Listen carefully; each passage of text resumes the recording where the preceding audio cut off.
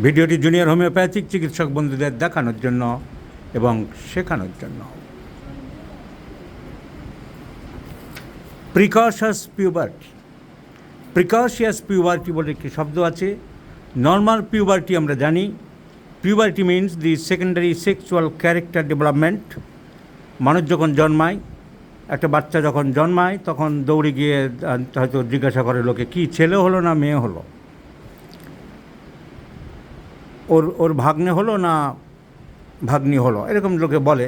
তার মানে কি, যে কিছু শরীরের অঙ্গ প্রত্যঙ্গ দিয়ে বোঝা যায় ছেলে বা মেয়ে, পুরুষ বা স্ত্রী, নারী।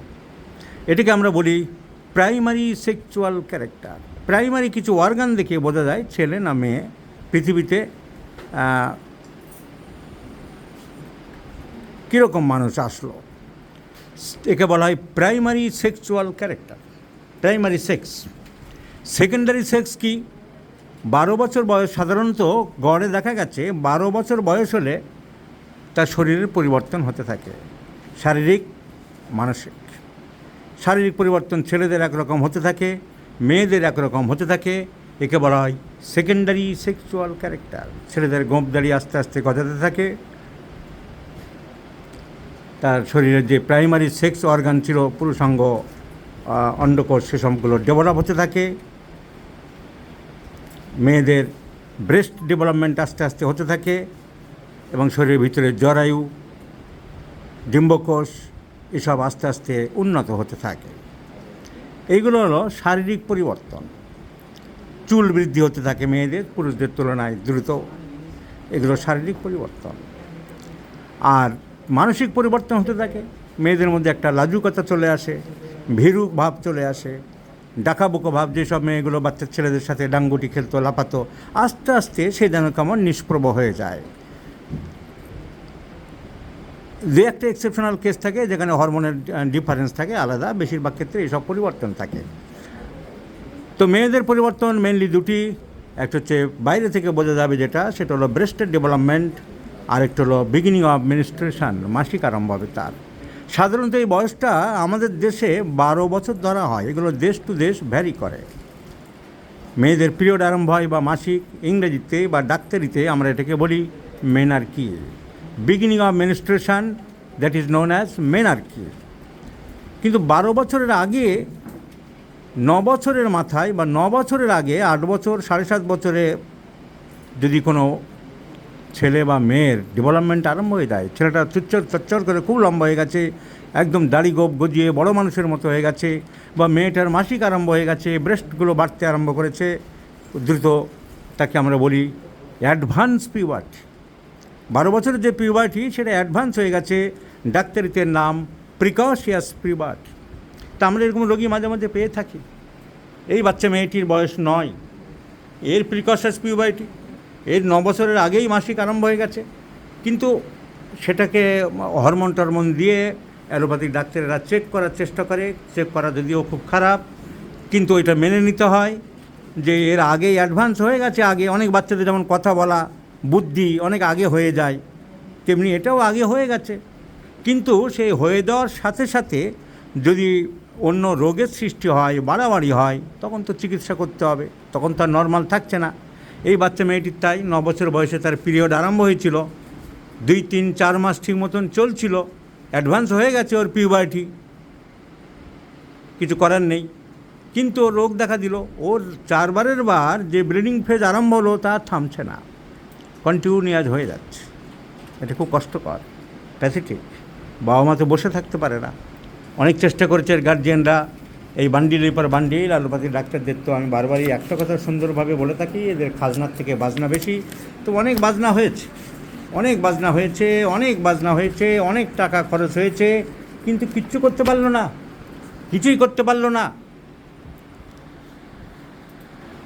তো কোনো উন্নতি হয়নি। অসহায় বাবা মেয়েকে, বাচ্চাটাকে অনেক সময় থাকে, বাবা এবং মেয়ের মধ্যে একটা খুব সুসম্পর্ক থাকে। হাওয়া করে কাঁদছিলেন ভদ্রলোক যে এত টাকা পয়সা খরচ করলাম, এত কিছু করলাম, মেয়েটার কি, এই বাচ্চা মেয়েটার এরকম ব্লিডিং বন্ধ হচ্ছে না, 9 বছরের মেয়ে, এর কি কোনো সুরা হবে না? মাত্র একবারের ওষুধ। আমি চ্যালেঞ্জ নিয়ে বললাম, আমার এই সামনে যেসব রোগীরা আছে তারা দেখতে পাচ্ছেন, যারা হাজার হাজার মানুষ আমার ভিডিওগুলো ইউটিউবে দেখে থাকেন, আমি চ্যালেঞ্জ করে দেখিয়ে দেবো মাত্র একবারের ওষুধে এই অ্যাবনর্মাল ব্লিডিংয়ের বন্ধ করে দেবো। Yes we can, yes homeopathy can, yes homeopathy has great scope, because homeopathy is the science, real science, the perfect science, the true simile imam mode of treatment.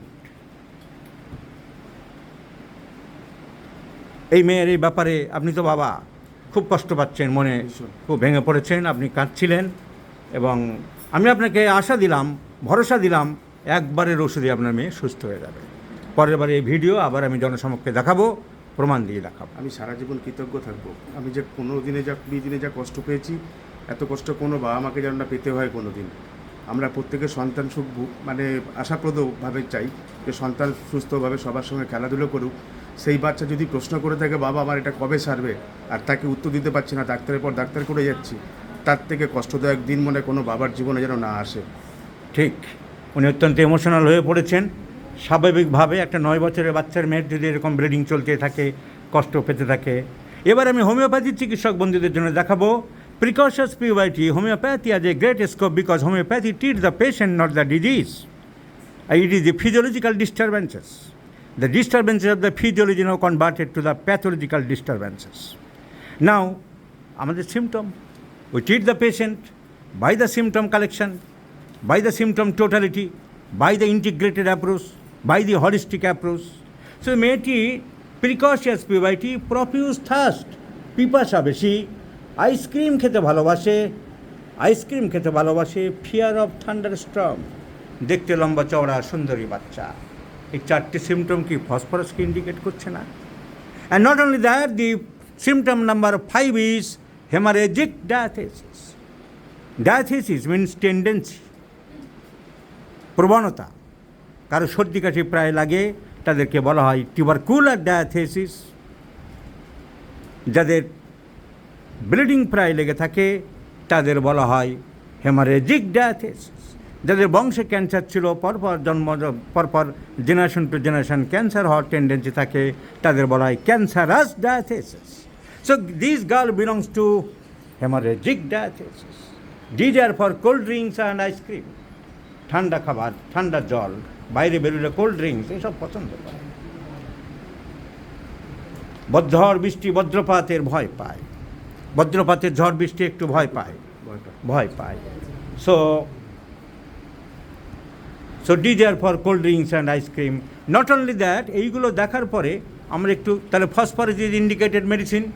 আমরা যদি রেপার্টরি খুলে দেখতে চাই, দেখব general symptom. This is a general symptom.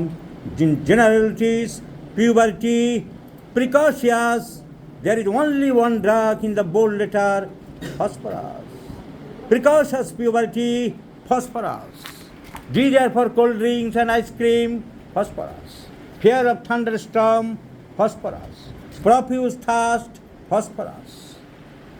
Tubercular death, hemorrhagic diathesis, phosphorus. Tall cylinder body, narrow chest, fine, handsome looking, phosphorus. So you are a phosphorus girl and you will be cured by phosphorus. তোমার রোগ সেরে গেল, তুমি চিন্তা করো না। তোমাকে কি বললাম? ফসফরাস বলো, বলো I am A phosphorus girl. Okay.